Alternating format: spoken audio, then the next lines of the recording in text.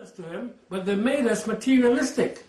And we worshipped the blessings more than the giver of the blessings.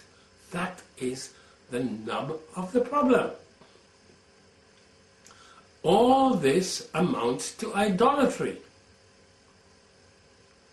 And idolatry, like all sin, has only one ultimate conclusion, and that is destruction.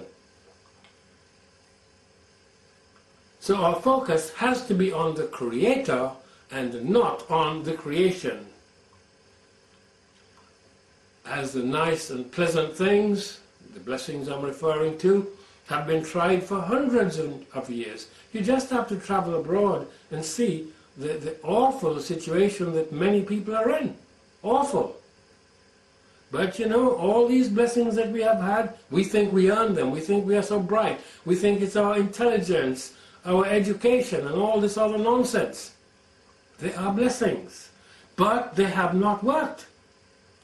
Our rebellion and satanic worship increased every single day. Now we are going to experience even harsher discipline in an attempt to bring us to our senses. In the meantime, we will continue to race to open Pandora's box, prodded by the politicians and the pastors. And we are totally ignorant that what will be unleashed on the earth is wholesale death. Listen to the American elections. Oh yes, we will fight, we will go to war. Oh yes, we will nuke this, nuke that. Really? Really? Our adversary seduces us. That's what he does. I so love that word.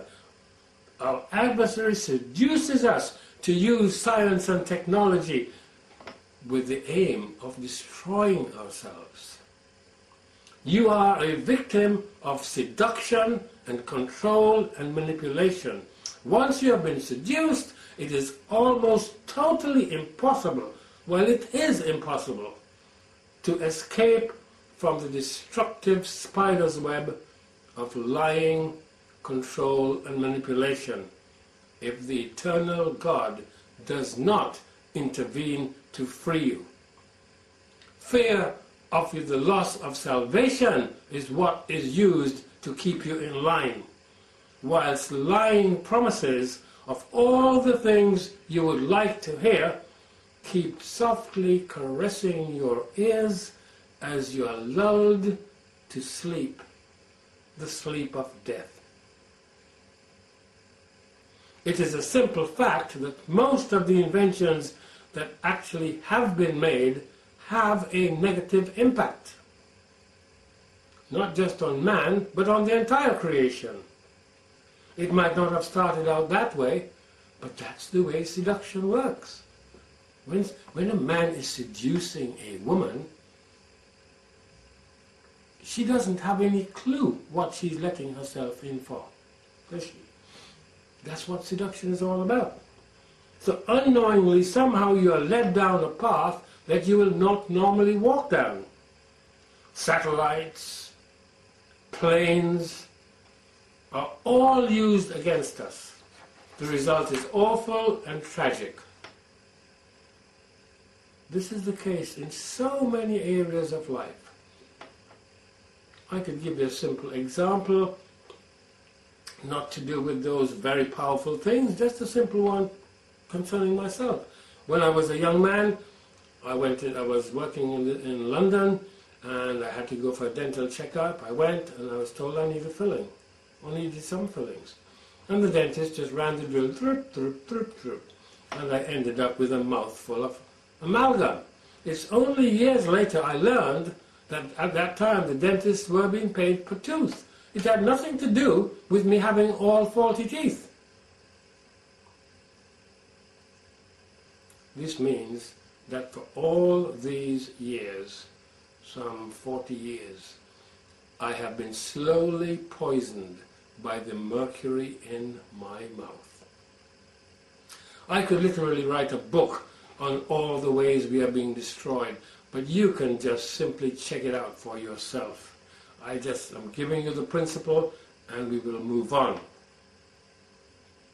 We will learn that disobedience ultimately results in destruction, and that is automatic.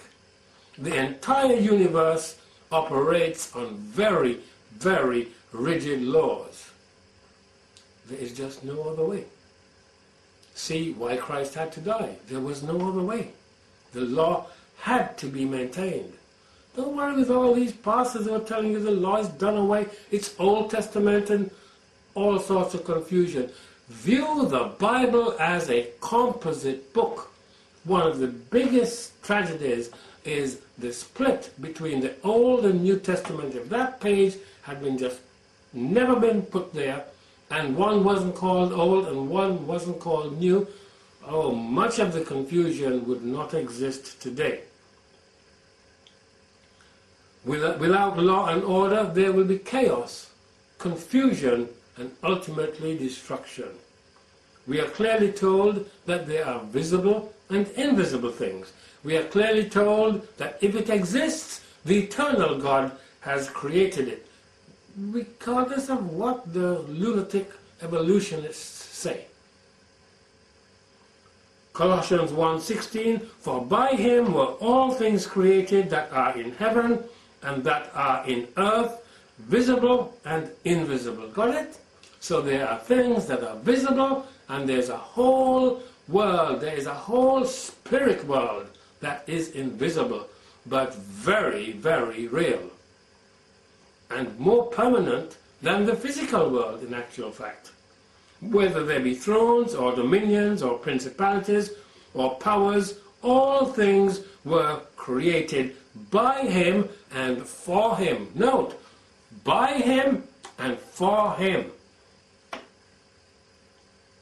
And we are clearly told that the physical things that we can see should enable us to understand the invisible things.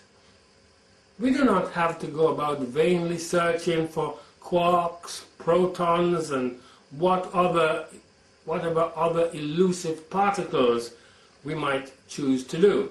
Romans 1:20, for the invisible things of him from the creation of the world are clearly seen, being understood by the things that are made, even his eternal power and Godhead, so that they are without excuse. So when you come and speak to me about fairy tales and speak absolute nonsense, according to the eternal God, what you can see with your eyes and deduce with your brain leaves you without any excuse for being an evolutionist, for being an atheist, or just from being a rebellious human being. We are clearly told that it is the fool who says there is no God. It makes no distinction between the educated or literate fool and the illiterate fool. A fool is a fool. Psalm 14 and verse 1, the fool hath said in his heart, there is no God. They are corrupt, they have done abominable works, there is none that doeth good. Proverbs 12:15, the way of a fool is right in his own eyes, but he that hearkeneth unto counsel is wise. Now, which one of these words that we've just spoken don't you understand? They're all simple. You don't need a dictionary. So the Eternal says that he made everything. If he said it, then he did it. He made it. He could choose the method by which he carried this out. He said, he stretcheth out the heavens and spreadeth out the earth. Another verse says, he weighed it in his hands. This wasn't just slopped together.